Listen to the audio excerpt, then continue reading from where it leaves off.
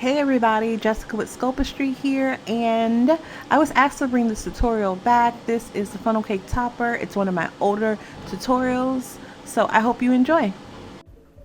Hey everybody, so today we are going to be making a funnel cake topper. So you guys are in for a treat. This is a very simple topper, okay? You're going to be using some model magic, and all you're doing is rolling out what I'll call a cane of model magic, which is basically a rolled out strip, okay? You're just gonna roll that out on a clean surface. You want to make sure your table is clean, free from glitter, okay, and any type of debris. Just make sure it is clean and clear. Model Magic is an air dry clay. For those of you that are new to this type of clay, it's an air dry clay. So you're going to need to let this air out so it can fully dry. All right, and you will notice that it does not completely get hard like say oven baked clay, but it will get hard enough for you to apply your layer of epoxy. And so all you do from there is make loops. Okay, so as you saw in the beginning, I went ahead and rolled it out. I didn't want it too thin, okay, and I didn't want it too thick. Okay, a little funny thing is if you roll this out too thick, it can look like a pile of poop. And I really do mean that in the nicest way. We are going to be painting this brown, and if you roll it out too thick, it can look like you really were trying to sculpt a pile of poop. Now, if you are trying to do that, then that's what you should do. But if you're trying to make a funnel cake topper, you see this thickness, this is a thickness that you kind of should go for, okay? And you're just going to make little knots, right? And you're just going to keep doing that, and then you're going to let this dry out, okay? Model Magic does stick to it, each other. So just be careful, but if it sticks and you can't get it apart, just make another loop. That's all you're doing. I'm making knots as much as I can. I'm just going around and around, and I'm creating little piles of knots and loops, okay? Trying to imitate what a funnel cake would look like. Okay, so you may ask, how many piles of knots or loops do I need to have? And I would honestly suggest that you make as many as you could. Like take the whole bag and just make different piles. If you are if you're watching this tutorial, then you're a crafter and you're probably either selling or giving this away to family and friends. Being that it's model magic and it does take a while to dry out, I would highly suggest just kind of making the loops and knots and then letting them dry out in advance. You may not use all of them for one topper, but when you go to make another topper, at least you have more and you don't have to start from scratch. Okay, so the stuff on the bottom of this lid is called liquid latex. This is not a necessary step. This is sometimes what I do just to help protect from the epoxy that may drip. Okay, but once you have all of your funnel cake pieces, you're gonna kind of just play around and make sure that you like the placement, so you can kind of see which ones you're keeping, which ones you're gonna save for the next time, whatever. And then once you have your placing, you're gonna go ahead and get your alcohol ink and get ready to color it. When you are deciding which pieces to place on your lid, you are making sure that you are not hiding the straw hole. You want to make sure that you can still get the straw in there. Okay, so think of that. Just kind of take a mental picture of it and then put the rest of them back into your container. Okay, you can use as many as you want or as little. Stack it as high as you want or as low. It's really up to you. Just have fun with it, guys.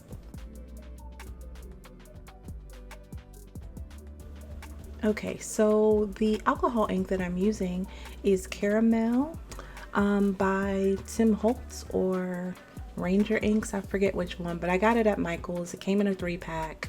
And I like caramel and I love butterscotch for all these type of Model Magic, food like toppers, etc. And so you can dilute it with some alcohol if you want to see if that is not going to be so potent of a color, okay? But if you want to, you can just go right in and take your paintbrush and color it, okay? The alcohol ink does a really great job, again, of making this look really realistic. I will say that the epoxy, once you seal it, it does change the color a little bit, but the alcohol ink does a really good job. So just get in all the nooks and crannies, do the top and the bottom of each one of your things. If you have a airbrush machine, you can load your alcohol ink in there and you can go ahead and just spray it. You could use acrylic paint if you like, but I like the way the alcohol ink looks, and I also like how it seemed to help the Model Magic dry quicker, maybe because it's alcohol.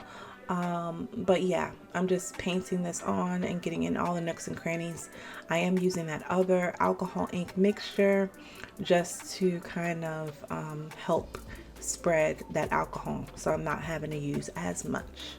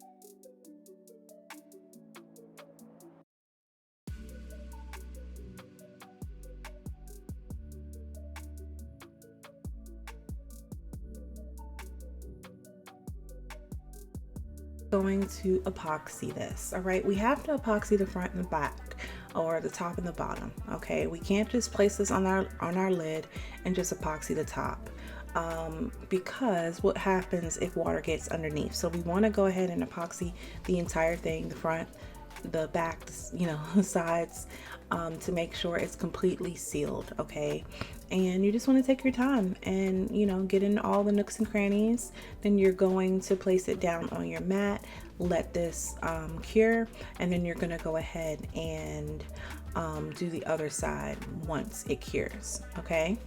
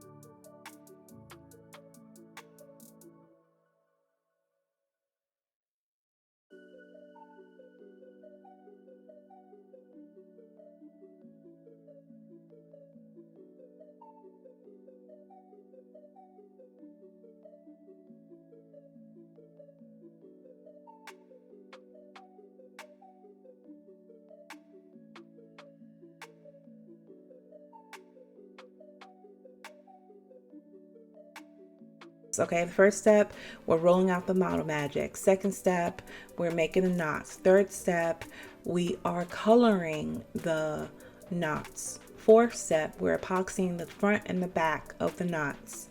Okay, this is the fifth step. All right, while it's still a little bit tacky, you're going to go ahead and assemble them onto your lid. You can use UV resin or hot glue to get your knots on your lid. Okay, it's up to you, but these are still tacky, okay, which is great for helping them stay together. And then you are going to seal this in one last time, okay, just to make sure all your pieces are together. All right, you know, if you did not want to seal it right now, you don't have to. You could wait until after you do your next step, which is piping your whipped cream on top. I said whipped cream, but I meant spackle. Spackle is our whipped cream, and this is a star piping tip, and I am just gonna squeeze it and I'm gonna pipe it right on to the funnel cake. Okay, I'm kind of still paying attention to where my straw hole is. Okay, and you can have as much fun with this as you want. You can go as crazy high as you want, okay, or lower, and you're just going to squeeze that that fake whipped cream onto your funnel cake. Okay, and again, I wound up doing several of these. I want to do them, just get it out the way, because you're gonna have customers that want these toppers, especially with the season of, you know, hot coming up, you know, the warmth coming up. You're gonna want people who order these, and you don't really want to have to mess around with the model magic. So just take that from me, make it in advance, and you'll be happy that you saved yourself some time later on.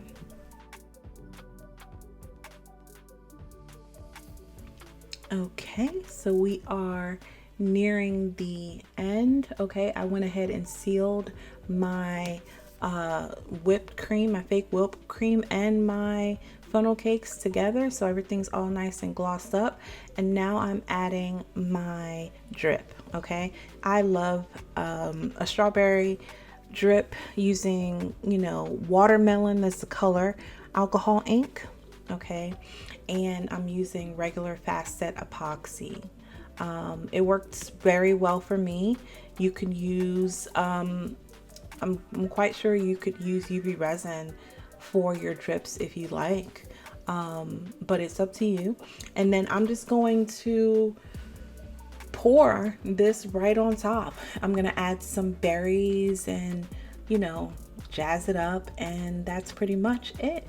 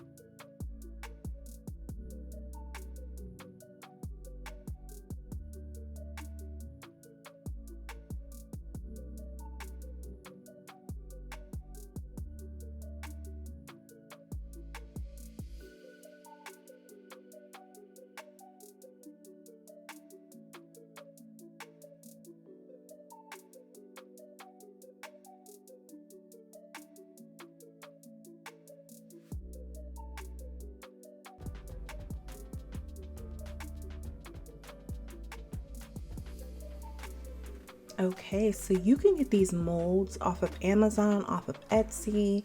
You could even make your own molds. I mean, honestly, the blackberries, or what is it? raspberries. I'm not sure what they are, but we made our own molds here at the house, and then some of them we bought from Amazon, so they're really not hard to do. I may do another tutorial on that at a later date, okay? And then I added white paint. You'll see at the end I added some white paint spots to imitate powdered sugar. One thing you can also do to imitate powdered sugar or to imitate fake sugar is take some white sand, okay? And you could go ahead and add that to your topper, okay? There's lots of different things that you can do, guys. I am so excited to see what you guys create. A big shout out to those of you who requested this tutorial. Don't forget to head over to the Facebook group Sculptry Squad, and don't forget to like, comment, share, subscribe, all that jazz. And until next time, bye guys.